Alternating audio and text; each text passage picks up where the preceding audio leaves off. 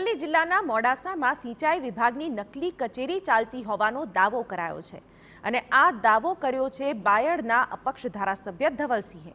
ધવલસિંહના જણાવ્યા મુજબ તેમને કોઈ અજાણી વ્યક્તિએ ફોન કરીને માહિતી આપી હતી કે સિંચાઈ વિભાગની શંકાસ્પદ કચેરી ચાલી રહી છે,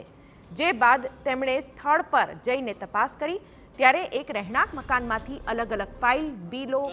કેટલાક તાલુકાના સ્ટેમ્પ મળી આવ્યા, જેના ફોટોગ્રાફ પણ તેમને મીડિયા સમક્ષ શેર કર્યા। ધવલસિંહે પૂર્વ ઇજનેર અને હાલના કાર્યપાલક ઇજનેર સામે આક્ષેપ કર્યા છે અને તપાસની માંગ કરી છે।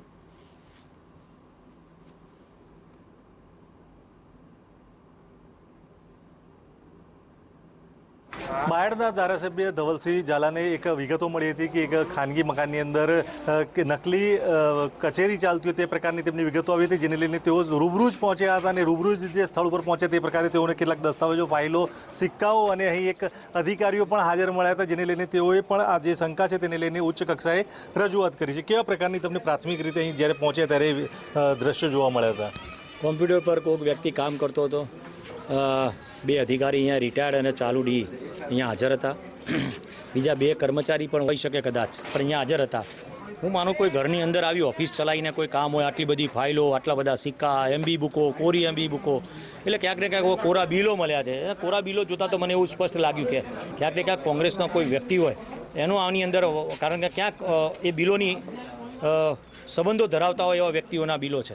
એટલે એવું બની શકે। હું એવું નથી કહેતો કે તમામ બિલો એવા વ્યક્તિના હોય, પરંતુ આની તપાસ થાય, જે વ્યક્તિઓએ આ કામ કર્યું છે એને તાત્કાલિક ધોરણ ઉપર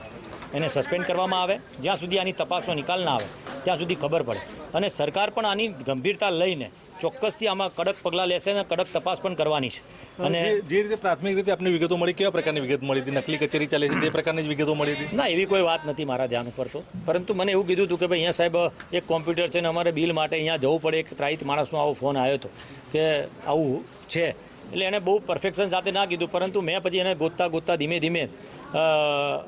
પછી મેં તપાસ કરી। તપાસ કરતાં મને પણ લાગી 2-4 દિવસ સુધી વોચ કરાવડાવી માણસ પાસે, એટલે અહીંયા અધિકારીઓની અવરજવર લાગી મને ક્યાંક, 1-2 અધિકારીઓ રોજ આવતા જતા, ઓફિસ ચાલતી એવું લાગ્યું, આગલા દરવાજે બંધ હોય ને પાછલા દરવાજેથી કામ ચાલતું,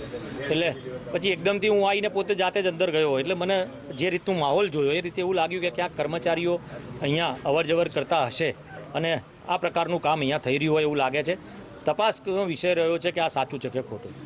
તેમણે આપને પણ કંઈ વાત કરી છે, પોતાનો બચાવ પણ રજૂ કર્યો છે, એ લોકોનો શું બચાવ છે, શું છે, જે પ્રકારની વિગતો આપને મળીને તો એ લોકો જે હાજર હતા તેમનો બચાવ શું હતો?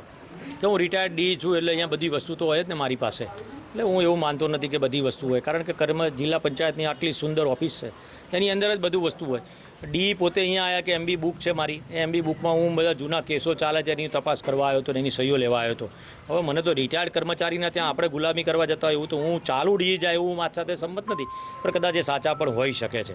પણ એમબી બુક એ એવું છે કે ઓફિસથી બહાર ના નીકળી શકે એવું મને પ્રાથમિક તબક્કે જાણવા મળ્યું છે, એટલે એમબી બુક લઈને અહીંયા આવ્યા છે, એટલે સ્વાભાવિક છે કે પૂછવાનું તો એમને જ રહ્યું કે એમાં શું છે। તેમણે પણ ઇન્ટરવ્યુમાં એવો દાવો કર્યો છે કે હું પોતાની સૂઝબૂછ સાથે આ દસ્તાવેજો અહીંયા લઈને આવ્યા છો, આના માટે શું કહેશો અને શું તપાસની રજૂઆત કરશો? એ આવ્યા છે એટલે સ્પષ્ટ થઈ ગયું કે હું આવ્યો છું,